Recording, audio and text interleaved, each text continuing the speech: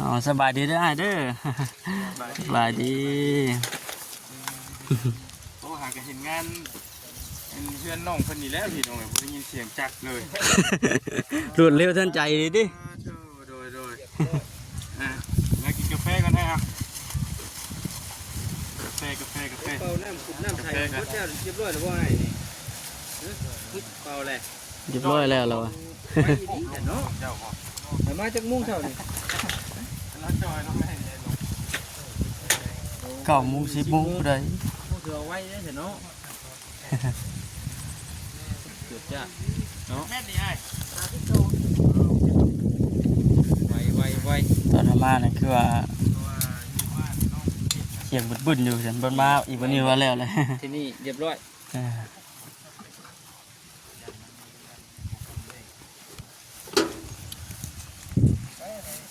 ได้ว่าไอ้ไว้โอ้โหได้อยู่ได้อี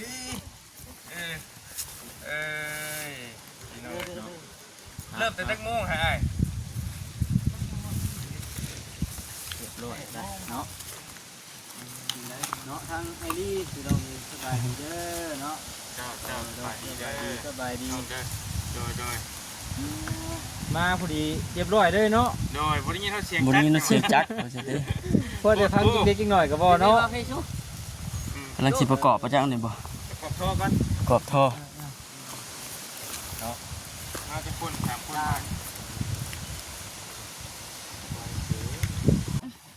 มีแต่ยืนให้อยู่หน้านี่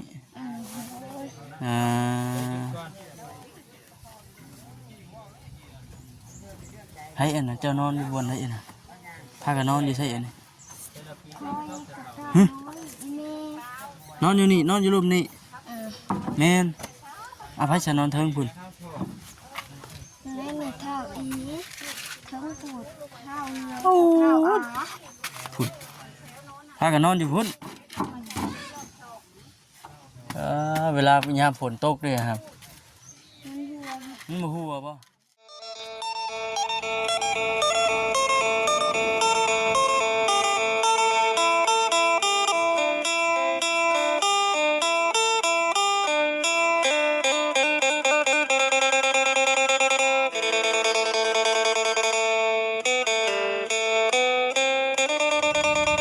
พี่น้องเปิดภาพมาบันนี้ปั๊ดทุคือตามป่าตามดอนดีแม่นบ่บ้านนี่ก็ถอยหน้าถอยหลังอยู่บนนี้เนาะไปหาเข็ดหนึ่งพี่น้องเนาะไปหาน้องอย่างแหละจักชื่อเพิ่นเลยพี่น้องเนาะเดี๋ยวเข็ดของทางไหนดีเด้สีก็คือสีจำชื่อกันอยู่จักอยู่เนาะเพื่อไปประชุมประชาเนี่ยผมกินเองเนาะเบิ่งในคลิปเพิ่นนี่คือว่าติดเดี๋ยวนั้นนะเบิ่งจะใส่ใจบ่เบิ่งโทรศัพท์ไปก็ได้ใส่ใจเบิ่งในคลิปเพิ่นนี่นะคือว่าอยู่ในติดกันกับประชานะพี่น้องเนาะบ่าวดีเนาะบ่าวดีกันจังไดก็มีแต่ว่าทักทายสบายดีเด้อพี่น้องเด้อเนาะมานำกันเบาจิตแน่สบายดีเด้อพี่น้องเด้อเนาะเบาเซนเบาเวียดเบาตาเบาซาลีมื้อนี้อะไรไปทางไหนโทรศัพท์ข่อยก็เด้อเบาดีไปทางไหนพุ่นน่ะสิปิดทางไปทางนั้นแหละพี่น้องเนาะเพราะว่าทางบ่แสนเพิ่นมีอันเวียกแน่เนาะทางบ่แสนเพิ่นมีเวียกแน่ก็เลยสิต้องมาหานะพี่น้องเนาะก็มาเบิ่งนำกันอันนี้เพื่อนเพิ่นน้องยังไอ้นี่เขียนอยู่บ่กำผ้าสวยน้อยกำผ้าบ่ได้บอกชื่อเด้อมีแต่ว่ากำผ้ากันบ่มีแต่ว่าพี่น้องกำผ้าสวยกันดีเพื่อนเพิ่นบ่เนี่ยเข้าเพิ่นโอ้อยู่ใหญ่กัดอยู่เพราะว่าแถวนี้เนาะระวังนี้เนาะพอมันค่อยลงพุ่นนี่มีภาษาที่ไก่มีภาษาบ่ มีหัวมีหยัง อ้าบ้านไปทางไหนบ้านบ่แซนก็เป็นสุดเลยบ้าน น้าจะน้ามาหาคุณนี่ เท่าไรแม่ น้าขายให้ลูกนี่พอได้เงินนี่ เจ้าขาย ให้ เท่าไร ขายทิพย์ลูกไปกบแน่เด็ก โอ้ เป็นเด็ก กำ กับ ผ้า ผ้า พ่อ เรียนกับมีเงินเงิน กำผ้าพ่อได้ บ่ น้องเพิ่นก็พากันนึ่งข้าวหาบน้ำก็มีพี่น้องเนาะเพื่อขยันนะตักน้ำนองเนาะแต่ว่าเฮามาทางนี้มันคือไก่อันหมู่บ้านคนเทว่าบ่ประชาอยู่ทางนี้ บ่เสียน แต่ว่าติดตามเบิ่งไปนํกันพี่น้องว่าสิฮอดใส่ เดี๋ยวไปเฮาสิถามเบิ่งว่าน้องๆเนี่ย แม่นๆ ก็เป็นเขตของทางง่ายเพิ่นแหละพอดีมีผู้รักผู้ใหญ่ทางบ่เสียนแน่เข้ามาหาเนาะเข้ามาหาเอากลับมานำกันพี่น้องสิได้นี่เฮาบ่จักทาง มาจากทาง เว้าช่างนั่นเรื่องที่คันว่าเฮาได้มาก็ทางมีผู้รักผู้ใหญ่เพิ่นเนาะจะสมทบช่วยก็ว่าไปอีกนะพี่น้องได้แม่นดีบ่ครับ เฮ้ย นี่ภาษาเนาะเห็นปะ เห็นป่ะ เห็นปะนี่ดิ เห็นเลย เห็นปะ เห็นแล้วบาท อ๋อจะเมียนจากที่คนนี่เหรอวะเนาะ แม่น อยู่ป่าดินี่เนาะ โอ้ไปหาไปดู คืนเรากับบ่กล้ามาแล้ว บุกล้ามาคำมามืดแล้วถึงนี้ เออเดี๋ยวเนาะ เห็นปลาในกับปลานั่นมาเช่นเก็บติดประชาอีก โอ้ยน้องว่าน้องๆคนเก่งได้ เนาะ มันหากจำเป็นนะบ่บางทีมันเคยได้พี่น้องเอ้ยผู้เฮาบ่เคยมาคำว่าเฮามาเด้อก็บ่เป็นหยัง เพิ่นไป เฮา พ่อ บ่ดึกกับทางนี่ เดี๋ยวเพิ่นไปพ่อแบบไหนเนาะ ก็สิมีคนแนะนำ ที่ มา ไปที่มาหรือว่ามีชาวบ้านเพิ่นแนะนำที่ไปจ้ะ มีชาวบ้านได้ส่งแนะนำจังหวัดแถวนี้จ้ะ นี่ นี่ โอ้ แม่น ยหอดแล้วไปน้อง หอดแล้วหอดแล้วโอ้ให้อ้ายเพิ่นนี่ฮะ เจาะหน้า เจ้าน้ำอ้ายเป็นเจ้าน้ เฮ้ยมึงมีไฟเข้ามาเด้ย ำเฮ้ยเนี่ยบ่ได้มีใครเข้ามาบ่ทีมงานให้อ้าย แม่จะรบเปอร์เซ็นต์เนี่ยไปรอไปกินข้าวกินหยังที่ไปจ้ะ อยากกินน้ำมาจากเนาะ อืม โอ้มีไผน่ะน้องพัดไส้จัก ฮะ น้องพัดไส้ แม่นอะไร โอ้ ปล่อยยาว อันยาวเนาะ อืม โอ้อุ้ยโอ้ดีแล้ว เฮ้ย โอ้ ประสาท โอ้ประสาทใกล้ๆนี่เนาะ โอ้ยเนาะเอาพี่น้องเอ้ยเนาะตอนนี้ก็ได้กำลัง หมดแล้วพี่น้องเลย อืม กำลังเจาะน้ำอยู่เนาะคุณ เจาะน้ำเจาะใน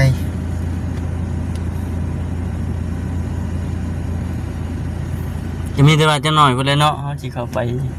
ถามไทยเบิ่งเนาะไปจีเนาะ โอ้เนี่ยคือเด็กน้อยหลายเนาะ อืม เด็กน้อยนี่พี่น้องเอ้ยโอ้นี่เนาะเล่าเพิ่นเว้านี่เนาะ อันนี้แหละเรา โอ้ เอาอันเฟืองมุงเอา เอาเพิ่งมุงเนาะ พี่ชิแมนอยู่แต่น้ำตรงไห้ตรงหน้าจีได้เบิ่งนี่เนาะ แม่นเฮ้ยเด็กน้อย2คนเมื่อกี้นี่เฮ้ยเนาะ หลายเนาะเล็กหน่อยเนาะ โอ้โดยเอาบ้านนี่พี่น้องเนาะมาต่อกันพวกกินนี่พี่น้องเลยตามทางเข้ามาเพราะฉะนั้นคิดว่าสิบ่พอบัดขี่เข้ามาในเพิ่นว่าอยู่นี่พี่น้องเนาะเฮือนชานเพิ่นนี่เด้อคือสิแม่นนั่นอยู่ให้อยู่หน้านี่ประจำเบิ่งเราเขาเรายังที่ว่าทางอันไอรีเพิ่นถ่ายลงไปกันนี่เด้อพี่น้องเนาะก็มีแต่ว่าสิเลาะเบิ่งบัดนี้นี่ก็สิได้เบิ่งนํกันแล้วก็สิเข้าไปอันหาทางน้องๆเพิ่นพี่น้องเนาะเรียบร้อยแล้วว่าบัดนี้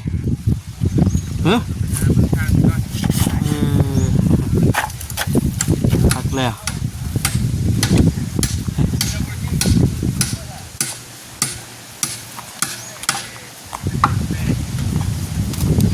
แล้วเรียบร้อยบาทนี่นี่พี่น้องเนาะ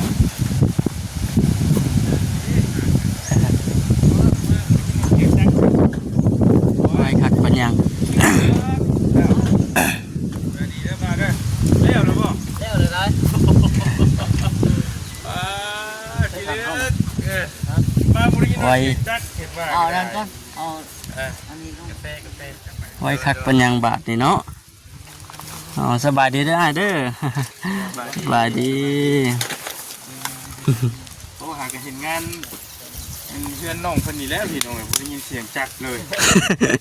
รวดเร็วทันใจเลยดิ โดยมากินกาแฟกันนะครับกาแฟ เป่าน้ำขุบน้ำไทยรสชาติเรียบร้อยแล้วบ่ไอ้นี่เป่าเลย เรียบร้อยแล้วเรา เนาะ เจ้าบ่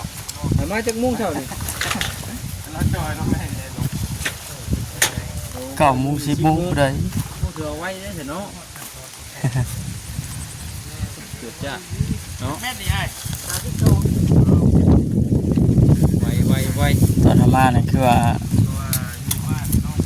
เสียงบึ้นๆอยู่ฉันบนมาอีกวันนี้ว่าแล้วเลย ที่นี่เรียบร้อย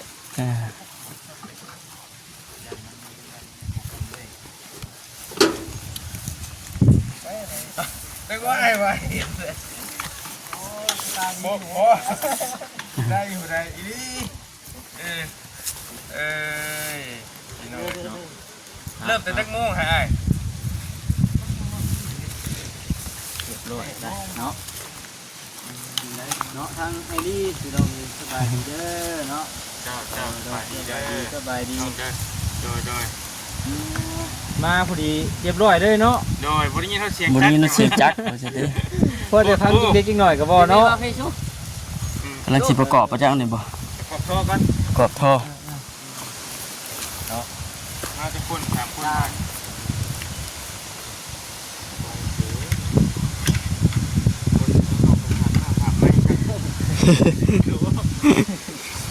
มันมาคำกูดีเลยเป็นมาหยุ่มเลยนะ มาแล้วแม่แล้วนะ โอ้ยแท้ถามตัว2แม่ เร็วทันใจ ไม่ได้ลงทางเข่าที่ได้อีกที่ทางเขา เรียบร้อยเลยนะ ออกไปลาดเนาะ โดยแม่บอกครับ ฮะ โอ้น้อยต่อคัดทั้งนี้ได้ ครับนี่อันนี้ น้ำลายอยู่หน่อยเนาะ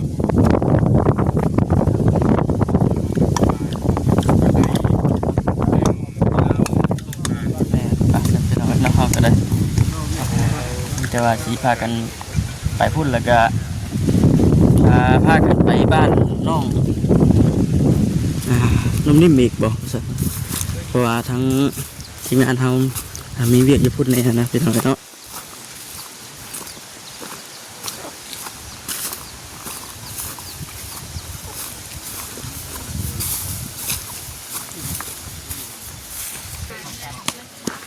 ไปวันนี้พี่น้องเนาะ เรียนสลายอยู่แค่นี่เนาะ ไล่หูยติ ปลาลูกไม่ได้วนวายปลาผัวมาเล เอย อ แม่เลยเลี้ยงเอากินน้องแม่ โอ้เลิกลากันไป โดย ผมกาก็ผมเขาเองบ่ แพ็คคู่เลยเนาะเออ โดยพี่น้องไง ชื่อน้ำตกนะจ้าบ่มีเงินญาติใส่ข้าวใส่น้ำแม่ลูกไว้กินน้องแม่เอง บัดนี้แม่ของทั้งน้องๆเพิ่นไปใช้เบิดฉัน ไปหาเงินลูกเอ้ยหาเงินหลับเงินหูซื้อข้าวว่าค่ะเด็กเวียกค่ะแต่มีเงินซื้อข้าวกินผ่านไปตั้งแต่เดือน9 แต่พอเพิ่นบ่ได้ติดต่อเลยบ่ โบป้ากันไปเลยไปมันพอเพื่อนเลยเอาเมียแล้ว ยังแต่แม่ซุ้มนี่เลยยังบ่ทันได้เอาลูกเอาผัว เรียกขนม เลี้ยงหลาน6 คนนี่เลี้ยงลูกเลี้ยงเต้านี่ 4 คน ได้4 คนผู้กำพร้า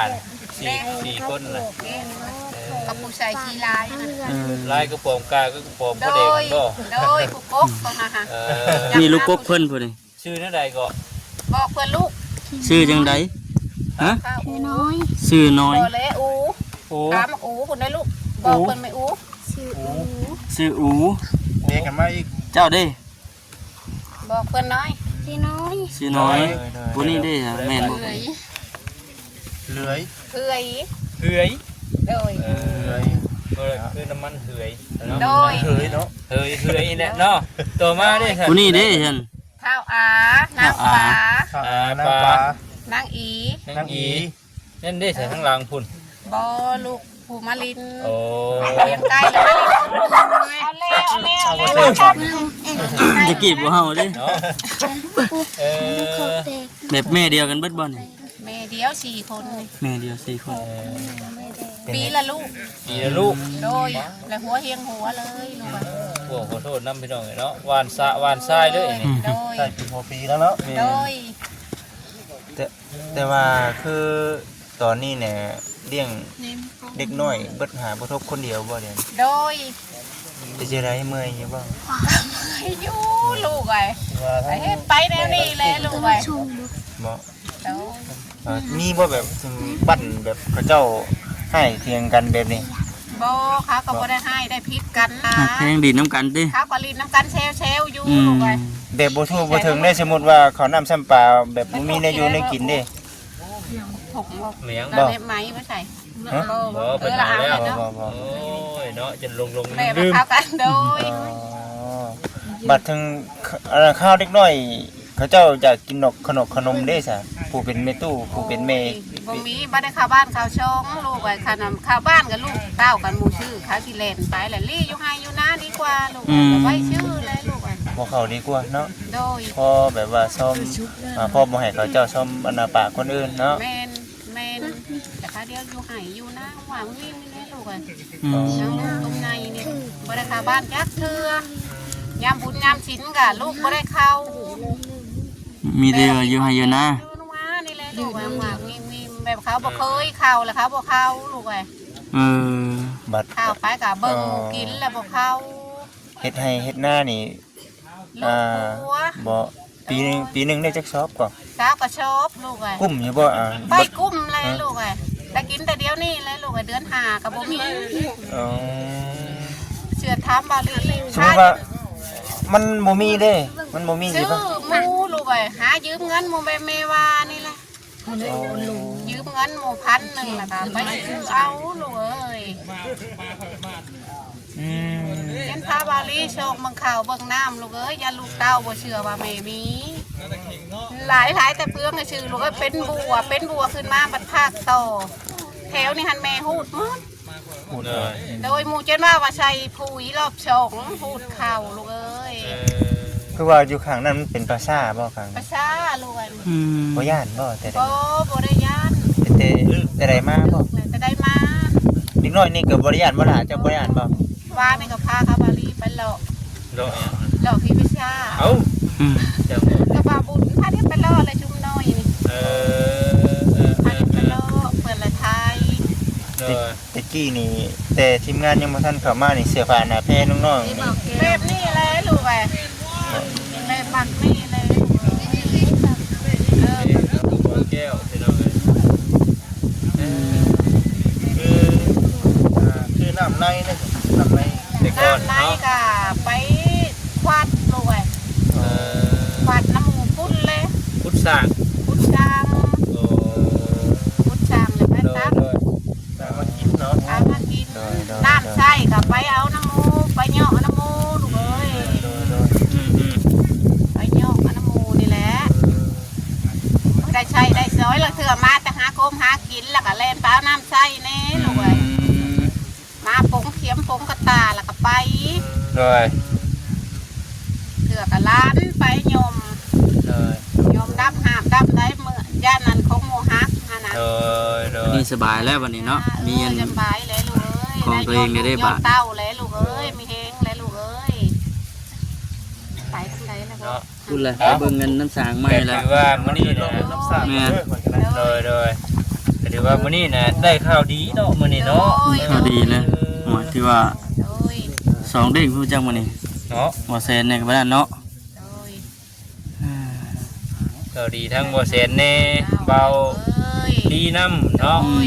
ผู้รักผู้ใหญ่ทั้งบ่ดีเนาะบุญสร้าง โด ให้ ย ดีมุกดีใจนำเนาะ โดยนี่พวกดีใจ ไก่บ่ตะกี้น่ะไปเอาน้ำเอาในไก่ดิ ไก่แล้วลูกอะพุ่นเลยภาคเทียงเมโมล้ำพุ่นเลยลูกไป หมอล โดย แม่มาลำ ำโอ้ผู้ที่เราอัน เห็นอยู่ในคลิปมันบอกยาเพิ่นนะ แม่หมอโตมานั่งอันนี้ชูลุงเจ้าให้เครื่องอันนี้ค่ะ โอ้ เปิดล้ ม่วนนะเห็นเพิ่นลำ ำโด เลยเนาะ ยไปเมื่อโคกเปิดกับล้ เออบ่แล้วก็บ่เวียดอยากถามคืนก่อนเนาะเพราะว่าทั้งบ่เวียดก็บ่ค้ำนี่ฮะกำลังเข้ามาน้ำหลังหมู่ได้พี่น้องเนาะยังบ่ทันได้ฮู้ ำโดย อีนู่อีนี่หยังเลย ดูรายละเอียดอย่างเนาะ แม่นเรื่องนี้แล้วเนาะน้องๆเพิ่นกำพร้า4คนนี่แหละเป็นจังใดมาจังใดคือว่าได้เป็นลูกกำพร้าหน้ากำพร้อย พ่อเปิดแล้วจากกันไปแหละเมียเลยจูดเครื่องลูกเอ้ยแล้วเปิดละป้าหลายๆลูกคนมา อืม แต่เฮือนลูกคนหันห่างมีเป็นนี้แล้วลูกคนไทยข่าวชอบมาชอบลูกคนนี้ลูกยังน้อยลงไปเอาลูกลืมไว้นะไฮนาเพื่อนข่าวชอบก็ชอบ เออ เปิดกันโยมมือเอาลูกอ่ะ เนาะ ข่าวชอบก็ชอบวัวควายไปขาวกันเป็นลูกบ่ได้น้ำลูกน้ำผัวลูกผัวบ่ให้ อืม จุ๊บแม่นะเอามาเลี้ยงเอา บ่ได้ผิดกันเท่านี้เนาะก่อนจะปะห่างกัน จูดเครื่องคาดลูกเอ้ยลูกว่าลูกดื้อชุมนี่หันเขาอะไรหู้ว่าพอ ตัวผู้ชายหันเขาหู้ว่าพอลูกเลยจูดแล้วเนาะเมียเลยคนมาจูดนี่เงินน้ำมันอะไรทิมข้าวเครื่องกินเครื่องขาดแล้วลูกดื้อ อย่าลูกจูดวันนี้อย่าจูดเถียงพ่อมหานะแต่คิดเดียวแต่ว่าจูดหัวปู่หัวญาลูกเอ้ยขึ้นมาแหละแม่เลี้ยงเอาลูกกำพร้า คือผู้อันแม่น้องๆเพิ่นนี่เก็บเสื้อขาดส่งเสื้อขาดไปจุดเนาะ แต่ที่มันเก่านะเนาะ โอ้ย ใส่บ่ได้ มันจังเลยห้ามใส่บ่ได้เลยจูดเลยลูกแต่แม่ก็ยังจูดต้องห้ามใส่บ่ได้เครื่องกินเครื่องขาดแล้วลูกมันพอ บัดที่นี่ผู้เป็นผัวแหละเว้าเนาะ ว้าวคนใจผู้ใหญ่ไม่ชูงเลยลูกไปแต่แม่นะมา เนาะ นั่นนี่เนาะ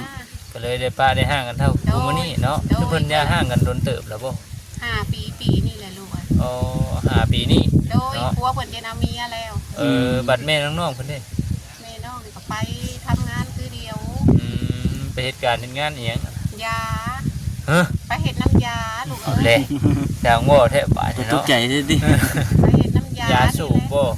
ยาบัดผอกบัดแพงคนเลยลูกไป ยาสูบ สูง ยา บ่ สูบยาบันเพลงแม่นละโอ้ยาตกใจเลยเนาะคันเว้าบ่เบิดนี่พี่น้องเอ้ย เห็ดน้ำยาบัดแพงหามาใส่หนีใส่ชิ้นมูลแล้ว ก็ได้จับจ่ายเนาะ โดยเขาได้กินข้าว เบิ่งนี่คือสิบ่ได้เข้าไปในบ้านในเมืองดอกนี่กรุงศรี เขา เนาะ ได้ ยังมี สู่ข้าว โอ้ ลูกเอ้ย มีห้องสีเป็นของตัวเอง กรุงศรีเป็นของตัวเองอีก เขาได้ข้าวบ้านข้าวช่องดูแต่ไหนนะคันแม่มีเวียงมีงานอยู่บ้านหมู่มาบอกแล้วแม่เมื่อไรอยู่แต่ในเที่ยงนี่แล้ว บางว่ามีวิมอยู่ หน่อยบัดลานเจ้าอีก2คนได้จ้ะพ่อแม่มันไปใช้จ้ะอีก2คนน่ะ แม่อันเดียวได้ลูก แม่เดียว มี โด เดียวย แม่อันเดียว ฮุก 4 คนนี่ลูกแม่อันเดียว บัดอีก2คนได้จ้ะว่า6คน 2 คนนี่ลูกของแม่ ลูกเจ้า โดย นี่ นี่ผู้นี่กับผู้ชายสีร้ายนะคะ ลูกของแม่นี่มี2คน โดย ลูกของลูกสาวแล้วมี4คน โดยลูกว่ามีพ่อนี่ ลูกมีพ่อบัดทั้งพ่อตู้ได้จ้ะไปทางไหนล่ะ พอตู้ก็ไปน้ำเดียวกับลูกไปน้ำเดียวกับลูกลูกไปพุ่นเลยบอลยาพุ่นเลยลูก เป็นงานยา โดย ไปเขาได้ชื่อข้าวชื่อน้ำนี่แหละ หมดเวลาเฮ็ดนาเลยบัด มาเดือน5ค่อยลูกไปน้ำเดียว เดือน4ต่อเดือน5แล้วแม่นมาเนาะ โดย ดีแล้วสันพี่น้องเนี่ยเพราะว่าคือบ่เวียดว่าเลยเนาะหากำลังเข้ามายังบ่ได้ฮู้จักอีหยังหลายพี่น้องเนาะก็ถามไทยอาจจะเป็นความเก่านี่ก็มี กลับ เนาะ ไปกลับมาแน่ว่าจังซี่ แม่นั่นแหละพี่น้องเนาะก็ถือว่าดีมุกดีใจนำมื้อนี้ก็ได้มีทางผู้หลักผู้ใหญ่เพิ่นช่วยแต่ว่าน้องๆเพิ่นได้อีหยังเกาะเมื่อกี้นี่บ่เซนเอามาน่ะได้หยังอีกล่ะ สุดงามบ่ จ้ะลูกนมจ้ะ สุดงามบ่ ได้ขนม น้ำจ้ะ ได้ชงเชือเนาะเคินๆในอายผู้นี้เนาะ ยังบ่ลืม ผู้ได้ตัดทรงผมให้ขึ้นมาคักแต่ น้ำเบา ปั๊บหมักชิปเลย นี่แหละอ้ายมาลงตำบิดหาบน้ำผู้นี่ละหาบน้ บ่ โอ้ ำ มักนี่ก็ชุ่มเพื่อนละหาบน้ำมาใส่น้ โดย ำแต่อันกระพุยได้ยอดลูกและ อืม มันตักซอยแม่ โด อย ากฮักดีมันจะลุกลง แต่ให้แต่หน้าเพิ่นก็ได้เนาะพี่น้องเนาะ ให้แต่นาลูกเอ้ยไปเข้าบ้านเขาช่องยามมีเวียงมีงานแล้วเขาเห็ดน้ำมู ถ้าหมู่มาบอกมากล่าวบ่ได้เนาะ โดย เป็นบุญเป็นศีลแม่นสิได้เอ็น เป็นบุญเป็นศีลกับเมื่อหม้อเมื่อทานน้ำหมูแล้วออกมาลูกเอ้ยทิพย์เช้า ปะให้ปะหน้าบ่ได้เนาะเพราะฉะนั้นจะปะลูกปะหลานและพี่น้องเอ้ ป้าย ร้านนี่เลยลูกอ่ะไปหากบหากินมากอ่ะคือยัดในลูกลิ้นพื้นลิ้นไทยนี่ที่บ้าน บาดนี้ก็ปลอมข้อเองลอกคราบเฮ้ย อ้าวเดี๋ยวสิเราเบิ่งขึ้นชาติเพิ่นก่อน โดยในนั่นแหละเนาะ แม่นๆรอเบิ่งก่อนพี่น้องเอ้ยเนาะบ่อยู่บนเช้าเพิ่น เดี๋ยวหลังคมหลังคายามฝนตกฟ้าลงนี่สิบ่ไหล ตัวโคบเลยลูกอ่ะตัวโคบเลยลูกเอารถขับมาเมื่อนั้นไปตามยอดที่เดิ เอ ม อ ให้ลูกที่โง่ขับมา เมีย ไทยนี่บ่ นี่แหละโดย บนอยู่บนเช้าเพิ่นก็ได้พี่น้องเอ้ยเนาะคือสีแนวนี้เด้อเด้อฮ้อนระบาดนี่ฮะคักบ่พอดีเป๊ะเลยกินข้าวกันยังมื้อ แล้วเขาก็ปิ่งตับ กินข้าวกับปิ้งตับ เอามาให้ โอ้แซ่บบ่อืมออกเรื่อยบ่ออกนอกพุ่น ใช่ ออกเข้าไปในบ้านพุ่นเรื่อยอยู่บ่มีแต่อยู่ให้อยู่หน้านี่ โอ้ย อ่า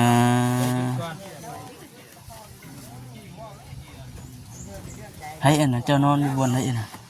พากันนอนอยู่ใช่อันนี้ คอยกับข้าวน้อยอีแม่ นอนอยู่นี่นอนอยู่รูปนี่ เออ